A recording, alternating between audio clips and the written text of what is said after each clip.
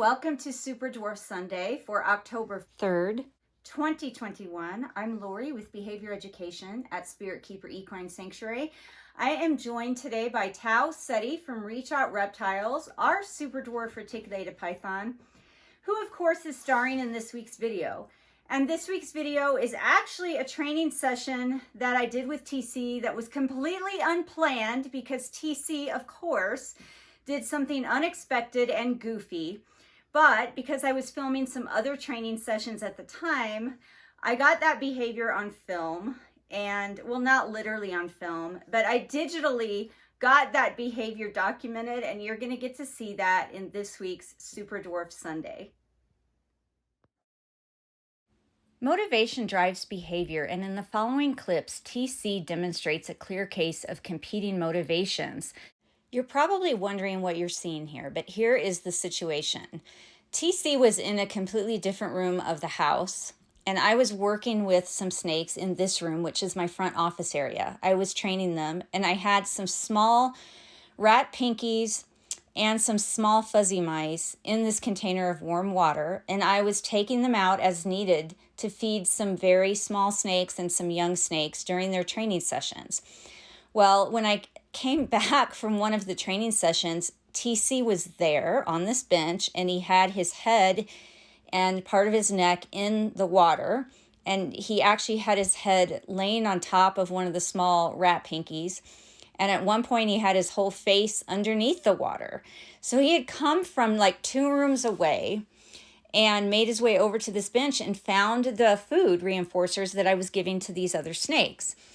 And those are really small food items for him, which would be fine, but I really didn't want him sitting in the water on top of the reinforcers that I was using to train other animals, and he wasn't eating them.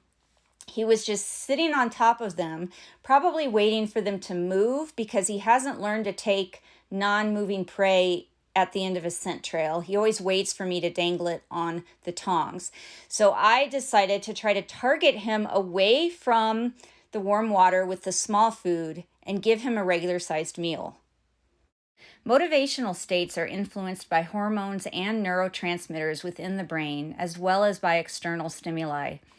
An animal's motivational state can change behavior from one moment to the next, and what is motivating the animal in the moment may be their current priorities, the value of reinforcers present, emotions being experienced at the time, the physical state of the animal, such as are they hungry, thirsty, tired, or do they have energy to burn? Has their seeking system been stimulated? Is instinctual behavior or goal-directed behavior at play? When the animal has choices, competing motivations may be at play. So that means one motivation has to overcome another for a behavior to occur. In this case, TC is competing with the food beneath him and his training and opportunity to work for and earn reinforcement.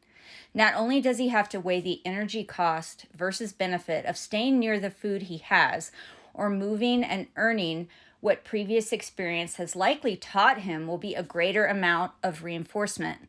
In other words, a larger prey item or multiple prey items.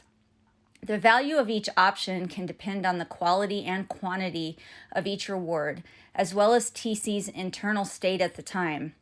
Social motivation may be influenced this situation as well, interacting with me and finding it more rewarding to work for food than to lazily take what's right in front of him, a principle known as contra-freeloading, which is when an animal chooses the reward that requires effort versus the one provided for free. This is a behavior that's been claimed to have been observed in many species. Of course, the behavior resulting in working for food might also be based on prior experience and learned reinforcement history.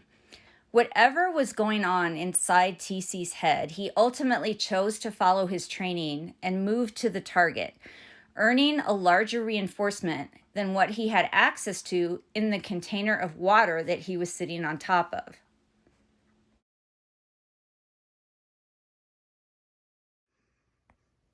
Everybody, thank you so much for watching. TC and I want to thank you for your interest in animal training, behavior, welfare science, and his goofy antics. So until next time, everybody, please remember to always be kind and love your animals.